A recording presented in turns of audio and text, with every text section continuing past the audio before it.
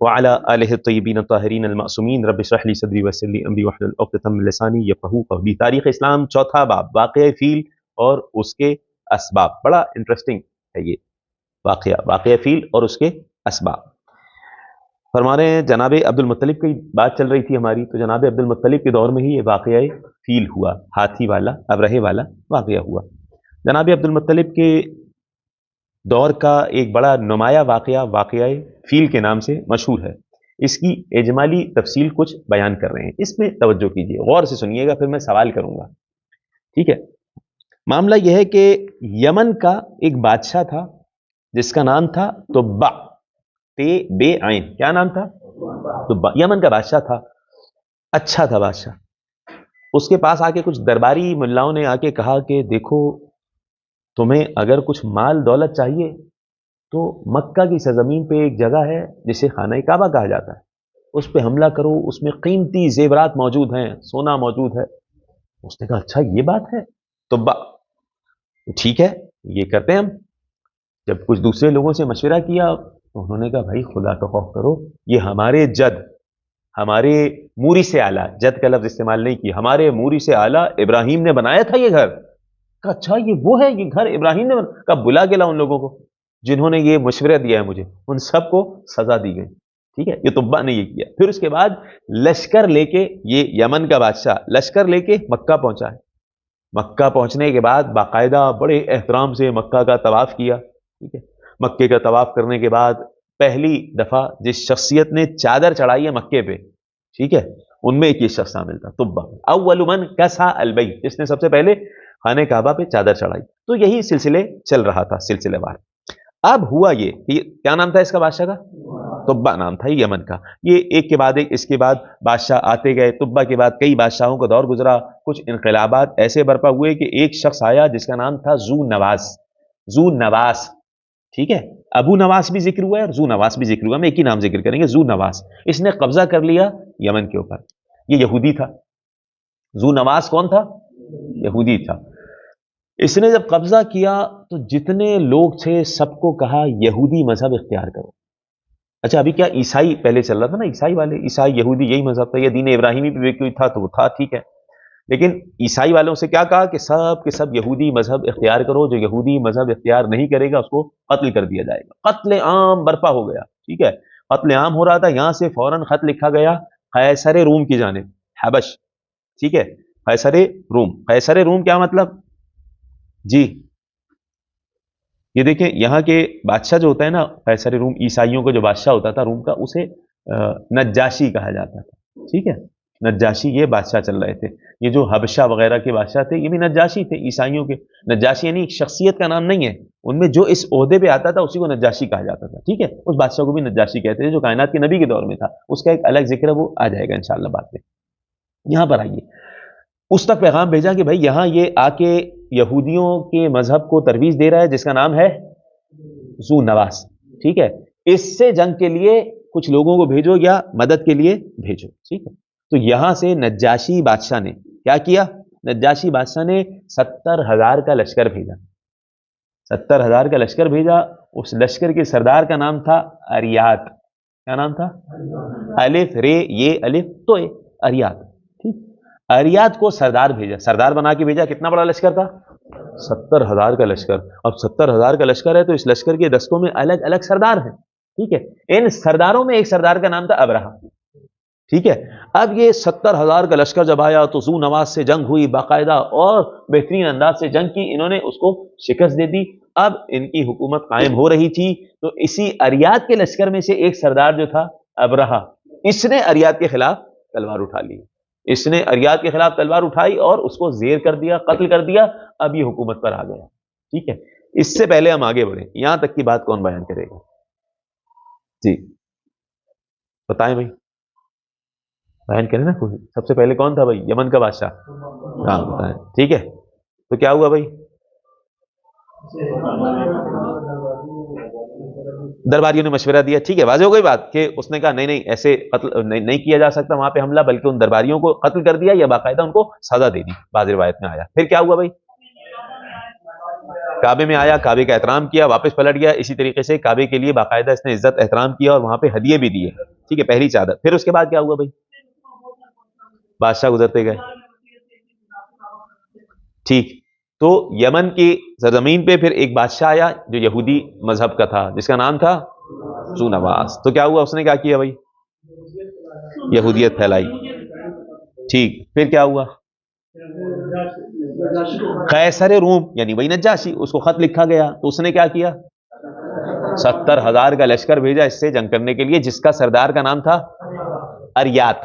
اریات نام تھا سردار کا نام نا، 70,000 کے لشکر کا نام. پھر کیا ہوا؟ لشکر کے سردار کا نام. اسی اریات کی فوج میں ایک شخص تھا سردار، جس کا نام تھا ابرہا.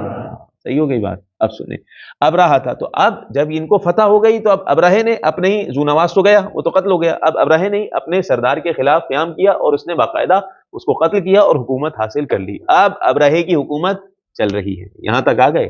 ابرہے کی حکومت چل رہی ہے. تو ابرہے نے باقاعدہ، اب یہ عیسائی مذہب کا پیروکار تھا، یعنی دعوے دار تھا اس کا. اس نے بہت بڑا عبادت گاہ بنائی، گرجا گھر بنایا یمن کی سرزمین پہ. ٹھیک ہے. اور کہا تمام کے تمام عبادت کرنے والوں کا مرکز یہ گھر ہوگا. ٹھیک ہے. جب یہ اعلان وغیرہ کر دیا تو کسی نے کہا بھائی تم یہاں مرکز اسے بنا کے بیٹھے ہو، اس سے بڑا ایک مرکز وہ مکہ کی سرزمین پہ ہے.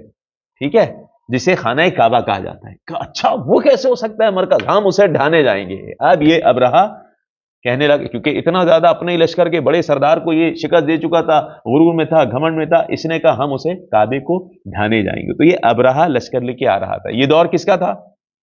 کعبے کی ذمہ داری 5 جو منصب تھے کس کے ہاتھ میں تھے؟ حضرت عبد المطلب کے ہاتھ میں تھے. یہاں تک کی گفتگو ہو گئی. اب آگے ہم پڑھیں گے. دیکھیے، اچھا صنعاء کی سرزمین ہے، وہاں پہ اس نے گرجا گھر بنایا تھا. صنعاء کا نام سنا ہے آپ نے؟ صنعاء الیمن، جہاں کی آپ نے مندی بھی کھائی ہوگی. ٹھیک ہے، صنعاء ایسا ہی نا بھائی. صنعاء الیمن، یمن کا ایک علاقہ ہے صنعاء، وہاں پہ ہوتی ہے. اصل میں یمن کا علاقہ ہے صنعاء، اور یہ حضرموت بھی وہیں کا علاقہ ہے. ٹھیک ہے. تو وہیں سے شاید وہ بنی ہاشم کے دور سے وہ کیا ہے، روٹیاں توڑ کے، وہی ہوتا نا گوشت توڑ کے بنائی جاتی، اسی طرح ہو گیا ہوگا. ٹھیک ہے. اب اس کے بعد کیا ہوا؟ یہ جب آیا تو حضرت عبد المطلب سے کیا مکالمہ ہوا وہ انشاءاللہ ہم پڑھیں گے. تیزی سے عبارت پڑھتے ہیں. جناب عبد المطلب کا دور. اچھا، اب یہاں پہ ہم نے بیان کر دیا کہ طبہ بادشاہ یمن تھا. اس کو کچھ مفسدوں نے خانہ کعبہ کا حال بتایا کہ وہاں بڑا جواہر ہیں، زیورات ہیں، وہاں چلے جاؤ، اس پر حملہ کیجئے تو بہت دولت آئے گی ہاتھ میں. اس نے اپنے ساتھیوں سے، راہبوں سے پوچھا، یعنی بڑے بڑے علماء سے پوچھا، جب جو اصلی علماء تھے یہ درباریوں کو چھوڑ کے. تو انہوں نے کہا بھائی خانہ کعبہ کے مذہبی احترام و تقدس کا تذکرہ کیا، اور کہا کہ ہمارے موری سے اعلیٰ حضرت ابراہیم کا بنایا ہوا ہے، یہ گھر ہے، بہت لائق عزت ہے. تو طبہ نے مفسدوں کو سزا دی اور خود اسے خانہ کعبہ کے ساتھ غائبانہ عقیدت پیدا ہو گئی. چنانچہ اس نے مکہ معظمہ آ کر خانہ کعبہ کا طواف کیا، مراسم حج ادا کی اپنے عقیدے کے مطابق، اور خانہ کعبہ پر غلاف چڑھائے. اس کے احترام کے تحفظ کے لیے کچھ احکام نافذ کیے. کان طبہ فیما یزعمون اول من کسا البیت واوصى به، وصیت بھی کی کہ اس کا خیال رکھا جائے، اور سب سے پہلے جس نے خانہ کعبہ پہ غلاف چڑھایا وہ یہی شخص تھا تاریخ کے مطابق. پھر طبہ کے بعد کئی بادشاہ کے دور گزرے، یہاں تک کہ کچھ انقلاب کے بعد ایک شخص آیا جس کا نام تھا ذو نواس، جو ہم بیان کر چکے. تیزی سے پڑھیں. سلطنت یمن پر قبضہ کر لیا اور ہمیری سلاطین کی حکومت ختم ہو گئی. یعنی ہمیری سلاطین میں سے تھے لوگ، ان کی حکومت ختم ہو گئی. اس نے اہل یمن کو یہودی مذہب اختیار کرنے پر مجبور کرنا چاہا. تو کیا ہوا بھائی؟ جب انہوں نے اس کی اطاعت سے اس بارے میں کہ نہیں ہم اختیار نہیں کر سکتے انکار کیا، تو اس نے یعنی ذو نواس نے ان عام لوگوں کے قتل کا حکم دے دی. اب ذو نواس کے خلاف قیصر روم سے مدد طلب کی گئی. قیصر روم سے مدد طلب کی گئی تو اس نے عیسائیت کی حمایت کے لیے نجاشی بادشاہ حبشہ کو امداد کے لیے کہا. قیصر روم نے نجاشی بادشاہ کو کہا، حبشہ کے. ٹھیک ہے. حبشہ کا ہم نے بیان کیا، حبشہ کے جو بادشاہ آتے تھے نجاشی ہوتے تھے. ٹھیک ہے. انہی میں سے ایک نجاشی تھا جو مسلمان ہوا تھا، جس نے باقاعدہ ایسا مسلمان ہوا تھا کہ حضرت رسول کریم کا نکاح پڑھایا تھا. ٹھیک ہے. وہ آئے گا، بعد میں آئے گا. ٹھیک ہے. حضرت ابو طالب نے خط لکھا تھا جب جناب جعفر طیار حبش جا رہے تھے. آج کا یہ ایتھوپیا ہے. جناب جعفر طیار جب حبش جا رہے تھے تو جناب ابو طالب نے باقاعدہ خط لکھ کے دیا تھا اسے اور بیان کیا تھا، تعلم یا ملیک الحبش ان محمدن نبی کموسیٰ والمسیح ابن مریم. اے حبش کے بادشاہ جان لو یہ جو محمد ہیں یہ موسیٰ علیہ السلام اور حضرت عیسیٰ کی مانند نبی ہیں. ٹھیک ہے. اور ہماری طرف سے تمہیں کوئی مشکل پیش نہیں آئے گی، دین اسلام کو قبول کرو تو یہ ہے یہ ہے. اس طرح کر کے تبلیغ کی، جناب جعفر کی تبلیغ سے یہ مسلمان ہو گیا. تو وہ تاریخ انشاءاللہ آ جائے گی وہ بعد میں اس حوالے سے. تو یہاں پہ حبشہ کا جو کہ کوئی حاکم ہوتا تھا اس کو کیا کہا جاتا تھا؟ نجاشی کہا جاتا تھا. ٹھیک ہے. قصرہ، قیصر، روم، ٹھیک ہے، یہ باقاعدہ کچھ ایران کے جو بادشاہ ہوتے تھے کسرا کہا جاتا تھا، ٹھیک ہے، روم کا جو بادشاہ ہوتا تھا اسے قیصر کہا جاتا تھا، یہ ذہن میں رہے، ٹھیک ہے، یہ ایک شخصیت نہیں ہے۔ روم میں جو حاکم بنتا تھا، بادشاہ بنتا تھا، اسے کیا کہا جاتا تھا؟ قیصر، قیصر، ٹھیک ہے۔ حبشہ میں جو بنتا تھا اسے نجاشی کہا جاتا تھا، ایران کا جو بادشاہ بنتا تھا اسے کسرا کہا جاتا تھا۔ یہ چیز یاد رکھیے، تاریخی باتیں، جب کبھی بھی کوئی تاریخ کی کتاب پڑھے ہوں گے تو آپ کو فائدہ دے گی یہ چیز۔ اب معاملہ یہ ہوا، ہم کہاں تک پہنچے تھے بھائی؟ جب انہوں نے کس سے مدد طلب کی تھی؟ قیصر روم سے۔ قیصر روم نے حبشہ کے حاکم یعنی نجاشی کے پاس کہا کہ بھائی مدد کے لیے لوگوں کو بھیجو، تو اس نے ریاض کی سربراہی میں باقاعدہ 70,000 کا لشکر روانہ کیا، یمن روانہ کیا۔ اسی فوج کا ایک سردار ابرہہ اسرم تھا۔ بعد میں اریات اور ابرہہ میں مقابلہ ہوا، اریات قتل ہو گیا، ابرہہ یمن کا بادشاہ ہو گیا۔ پھر کیا ہوا بھائی؟ ابرہہ نے صنعاء میں ایک گرجا گھر تعمیر کیا، جہاں تک ہم بیان کر چکے وہی ساری چیزیں، جس کے قتل کے متعلق اس کا خیال تھا کہ دنیا میں اس کی کوئی نظیر نہیں ہوگی، ٹھیک ہے۔ قتل کیوں لکھا ہے؟ یہ کیا ہے بھائی؟ جس کے قتل کے متعلق، لا ایسا نہیں ہے، جس کے جگہ جو مسجد ہے، جو عبادت گاہ ہے، اس کے مطابق یہاں کوئی لفظ مسپرنٹ ہوا ہے۔ اس نے منصوبہ باندھا کہ تمام عرب کے حج کا مرکز اسے قرار دیا جائے گا، یعنی یمن کو، ٹھیک ہے۔ مگر خانہ کعبہ کی مرکزیت جو مدتوں سے قائم تھی، اس کے مقصد میں یہ سد راہ ہو رہی تھی، رکاوٹ بن رہی تھی۔ اس لیے اس نے طے کیا کہ بھائی اپنی فوجی طاقت سے کعبے کو منہدم کرے گا۔ چنانچہ وہ ایک بڑی فوج لے کر روانہ ہو گیا۔ اس خبر سے تمام عرب میں باقاعدہ تہلکہ پڑ گیا، مشکل ہو گئی بھائی۔ راستے میں کئی جگہوں پر مختلف قبائل سے جھگڑے ہوتے رہے، لڑائیاں ہوئی ہیں، قتل غارت ہوئے، راستے میں کئی لوگوں کو قتل کرتا ہوا آ رہا ہے، پھر مکہ پہنچا ہے۔ سد راہ ہونے کی کوشش کی، مگر ہر ایک کوشش کو شکست ہوئی، اور یہاں تک کہ وہ مکہ معظمہ پہنچنے میں کامیاب ہو گیا۔ اب انجام کار کیا ہوا؟ اب معاملہ یہ ہوا کہ مکے میں کوئی فوجی طاقت تو تھی نہیں بھائی، راستے میں جو قبیلے سد راہ ہوتے گئے، رکاوٹ بنتے گئے، سب کو شکست دیتا گیا، یہ سب شکست کھاتے گئے۔ بظاہر اسباب ابرہہ کے مقصد میں کوئی رکاوٹ نہیں بن رہے تھے، کوئی چیز اب مزاحم نہ تھی، کوئی رکاوٹ نہیں تھی، مگر عبد المطلب کی روحانی بصیرت انہیں بالکل مطمئن بنائے ہوئے تھی۔ حضرت عبد المطلب کی روحانی بصیرت، ابرہہ نے بیرون مکہ قیام کر کے حضرت عبد المطلب کے پاس جو سردار مکہ تھے پیغام بھیجا۔ کیا پیغام بھیجا؟ دیکھو ہمیں تم لوگوں سے کوئی مطلب نہیں، ہمیں تو صرف اس گھر کو، خانہ کعبہ کو منہدم کرنا ہے، اس لیے اگر ہمارے راہ میں رکاوٹ بنو گے تو ہم پھر جنگ کریں گے، ورنہ نہیں بنو گے رکاوٹ تو کوئی تعرض، کوئی چھیڑ چھاڑ نہیں کریں گے۔ حضرت عبد المطلب نے جواب دیا کہ جنگ کی تو بھائی ہم میں طاقت ہی نہیں ہے، رہ گیا گھر کی بات کہ وہ ہمارا گھر نہیں ہے، خدا کا گھر ہے، اگر تمہارا مزاحم نہ ہو تو ہمیں اس سے کوئی سروکار نہیں، اگر خدا تمہارا مزاحم نہ ہو تو ہم کیا کریں بھائی۔ پھر جب ابرہہ سے، اچھا یہ لکھ کے بھیج دیا تھا، اب ابرہہ سے دو بدو ملاقات ہوئی ہے۔ اب ابرہہ سوچ رہا تھا اب یہ بولیں گے مکہ کے حوالے سے، اشارتاً حضرت ابو طالب کے والد یعنی حضرت عبد المطلب بیان کر رہے ہیں کہ یہ معاملہ آسان نہیں ہے جو تم سمجھ رہے ہو۔ دیکھیں آ کے کیسے بیان کر رہے ہیں، علامہ نقن صاحب نے بڑا اچھا نقطہ نکالا ہے یہاں سے۔ پہلے آ کے کہا، جب سامنے ملاقات ہوئی تو حضرت عبد المطلب نے کہا میرے چند مویشیوں کو تمہارے لشکر والوں نے لے لیا ہے، ظلم کیا ہے۔ تو اس نے بڑے تعجب سے ایک بات کی، یہ میں تمہارے خانہ کعبہ کو ڈھانے آ رہا ہوں، تمہیں اپنے مویشیوں کی پرواہ ہے؟ اب دیکھیں تاریخی جملہ جناب عبد المطلب کا، فرمایا انی رب الابل، بھائی میں تو مویشیوں کا مالک ہوں نا، وَإِنَّ لِلْبَيْتِ رَبًّا سَيَمْنَعُهُ، گھر کا مالک کوئی اور ہے، اللہ ہے، وہ روک لے گا اور دفاع کر لے گا۔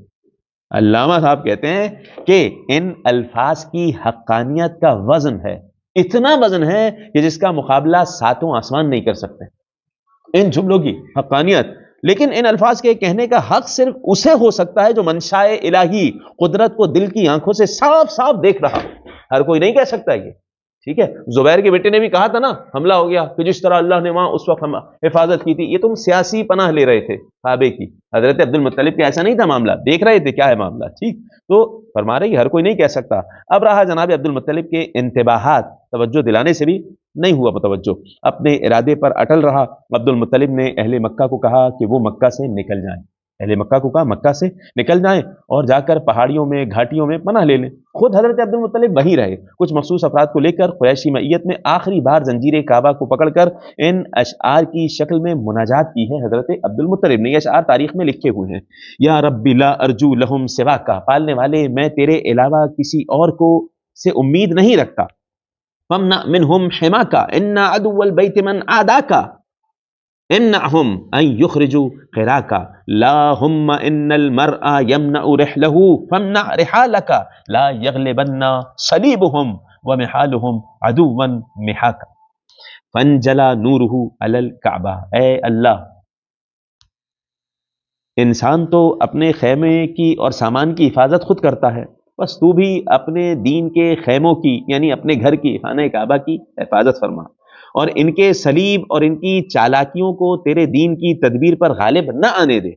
بس تیرا نور روشن ہو کر کعبے پر ظاہر ہو گیا. یہ ان اشعار کا خلاصہ ہے. خلاصہ اپنے گھر کی حفاظت خود فرمائے. ہم نے ترجمہ اس کا کر دیا. یہ مناجات کر کے مناجات کے بعد حضرت عبد المطلب خاموش ہو گئے. ابرہہ اپنی مادی قوت پر پورے اطمینان کے ساتھ آیا اور آگے بڑھا، مگر نتیجہ وہی ہوا جس سے حضرت عبد المطلب کا روحانی ضمیر باخبر تھا.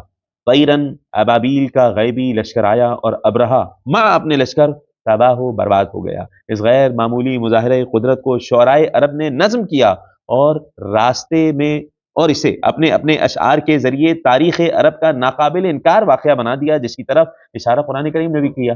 الم تر کیف فعل ربک باصحاب الفیل فارسل علیہم طیرا ابابیل، پرندوں کی صورت میں ابابیل کو بھیجا، فجعلہم کعصف معقول، کھائے ہوئے بھوسوں کی مانند ہو گئے. سورہ فیل کی صورت میں کیا ہے؟ عرب شعراء کے یہ کثیر التعداد اشعار ابن حشام نے اپنی کتاب سیرت میں نقل کیے، عرب کے اس وقت کے اشعار. حضرت عبد المطلب کی بات کون ہوئے بھائی؟ جلدی سن لیجیے. حضرت عبد المطلب کی ہم نے کہا تھا منت مانی تھی اللہ مجھے اولاد دے گا. کتنے بیٹے ہوئے؟ 10 بیٹے ہوئے. ان 10 بیٹوں کے نام ٹھیک ہے. وہ کون کون 10 بیٹے تھے؟ دیکھیں 10 بیٹے تھے اور 6 بیٹیاں تھیں. بیٹوں کی تعداد کے لحاظ سے حضرت عبد المطلب کو ابو سعادت العشر، ٹھیک ہے، 10 سادات کے والد یہ کہا جاتا. بیٹوں کے نام یہ ہیں عبداللہ، ابو طالب، زبیر. آپ ایسے نام لیں ملا کے، عبداللہ، ابو طالب اور زبیر. یہ اس لیے میں کہہ رہا ہوں کیونکہ یہ تینوں جو تھے، حضرت عبداللہ، حضرت ابو طالب اور حضرت زبیر، یہ تینوں ایک ہی ماں سے تھے. ٹھیک ہے. پھر حضرت حمزہ، حضرت عباس، حارث، حجل، مقوم، ضرار، ابو لہب، ان میں سے 3 شخصیتوں کو تاریخ اسلام میں خاص اہمیت حاصل ہے. شروع والے 3 خاص طور سے حضرت ابو طالب، حضرت عبداللہ اور حضرت حمزہ. جناب عباس کے حوالے سے ذکر ہوا کہ ان کی نسل سلاطین بنی عباس ہو گئی، مشہور و معروف. ٹھیک ہے. ابو لہب کا نام مخالف کے لحاظ سے تاریخ میں نمایاں ہو گیا. حضرت عبداللہ کی جب ولادت ہوئی تو کیا ہوا بھائی؟ حضرت عبداللہ کے حوالے سے بیان کرتے ہیں کہ یہ پیغمبر اسلام صلی اللہ علیہ وآلہ کے والد بزرگوار ہیں. بیان کیا جاتا ہے کہ زمزم میں جو باقاعدہ زمزم کنواں کھودنے کی بات ہو رہی ہے، اس وقت جب حضرت عبد المطلب نے محسوس کیا کہ میرے پاس افرادی قوت نہیں ہے، تو یہ کہا کہ زمزم، منت مانی کہ زمزم کی باقاعدہ حفاظت میرے ذمہ آ جائے، اللہ مجھے 10 بیٹے عطا کرے، میں ایک کو اللہ کی راہ میں قربان کر دوں گا. اس وقت کی بات ہو رہی ہے کہ اس میں بھی پوری تاریخ موجود ہے.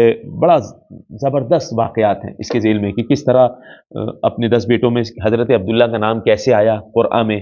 ٹھیک ہے. کس طریقے سے بار بار سب کہتے ہیں کہ ہمیں ذبح کر دیں. جناب ابو طالب دامن پکڑ رہے تھے کہ ہمیں ذبح کر دیں، لیکن جناب عبداللہ کا نام ظاہر ہوا اور سب قبیلے والے بھی جناب عبداللہ سے بڑی محبت کرتے تھے. ہر کوئی کہہ رہا تھا کہ عبداللہ کو لے کے نہیں جائیں، سب رو رہے تھے جناب عبداللہ کو لے جانے والے معاملے میں. باقاعدہ حضرت عبداللہ کس طریقے سے محفوظ رہے، یہ فیصلہ یہ ہوا کہ 10 اونٹ ہوتی ہے باقاعدہ دیت ایک شخص کی، 10 اونٹ ہوتی تھی دیت ایک شخص کی. تو 10 اونٹ کے نام رکھے جائیں ایک طرف عبداللہ کا نام رکھا جائے. ٹھیک ہے. اور پرچی پھینکی جائے، پرچیاں اٹھائی جائیں. اگر 10 اونٹ کا نام آئے تو 10 اونٹ نہر کرو، عبداللہ محفوظ رہ جائیں گے. نہ ہو تو یہ عمل پھر دہرایا جائے. ٹھیک ہے. تو یہ ایسے ہوا. کتنی دفعہ دہرایا گیا بھائی؟ اب دیکھیں 10 مرتبہ دہرایا گیا، یہاں تک کہ 100 اونٹ، یعنی 10 بڑھاتے گئے. ٹھیک ہے. اگر 100 تک پہنچ جائے اس کے بعد حضرت عبداللہ کو باقاعدہ، اگر ابھی بھی عبداللہ کا ہی نام آئے تو ان کو باقاعدہ ذبح کر دیا جائے گا. معاملہ یہ ہوا کہ 10 اونٹ ایک طرف عبداللہ کا نام آیا. پھر 20 بڑھا دیے گئے، 20 ہو گئے. پھر عبداللہ کا نام آیا، 30، 40، 50، 60، 70، 100 ہو گئے. ٹھیک ہے. اب 100 کے بعد نہیں ہونا تھا. 100 کے بعد جب باقاعدہ پرچی اٹھائی گئی تو اب 100 اونٹ آئے. سب خوش ہو گئے قبیلے والے اور سارے کے سارے لوگ. اب عبداللہ محفوظ رہ جائیں گے، 100 اونٹ نہر کر دیے جائیں گے. جناب عبد المطلب نے کہا نہیں، اطمینان قلب کے لیے دوبارہ ہوگا قرآن. ٹھیک ہے. دوبارہ قرآن ڈالا گیا، دوبارہ 100 اونٹوں کا نکلا. کہا نہیں، تیسری دفعہ ہوا، تیسری دفعہ ڈالا گیا. ٹھیک ہے. تیسری دفعہ بھی 100 اونٹوں کا آیا تو حضرت عبداللہ محفوظ ہے. یہ وہی تھا معاملہ، یعنی اللہ کی طرف سے ہی تھا قربانی والا معاملہ جو کائنات کے نبی کی حدیث ہے، انا ابن الذبیحین، میں 2 ذبیح اللہ کا بیٹا ہوں. ایک ذبیح اللہ اسماعیل جو ذبح ہونے سے بچ گئے، اور ایک حضرت عبداللہ جو ذبح ہونے سے بچ گئے. تو نظر مانی تھی، اسی نظر کو پورا کرنے کے لیے باقاعدہ جا رہے تھے تو اللہ نے حفاظت کی جناب عبداللہ کی. حضرت عبداللہ جو تھے کائنات کے نبی صلی اللہ علیہ کے والد تھے، اور حضرت عبداللہ کے بھائی جناب ابو طالب، یہ حضرت پیغمبر اسلام صلی اللہ علیہ کے سگے چچا تھے۔ آپ کے والد بزرگوار جناب عبداللہ کے حقیقی بھائی تھے، یعنی میں نے بیان کر دیا 3 بھائی تھے جو ایک ہی ماں سے تھے۔ کون کون سے؟ عبداللہ، ابو طالب اور زبیر۔ کہہ رہے ہیں دونوں کی والدہ فاطمہ بنت عمرو مخزومی تھی۔ جناب عبد المطلب کے بعد ابو طالب کی پوری زندگی پیغمبر اسلام اور پھر خود اسلام کی حفاظت و امداد میں گزری، جس کی شہادت آغاز تاریخ اسلام کا ہر قدم دے گا، اور اس کا ذکر اپنے محل پر بعد میں آئے گا۔ پیغمبر اسلام صلی اللہ علیہ وآلہ کی ولادت، یہ انشاءاللہ ہم آنے والے درس میں پڑھیں گے۔ سبحان ربک رب العزت عما یصفون وسلام علی المرسلین والحمد للہ رب العالمین۔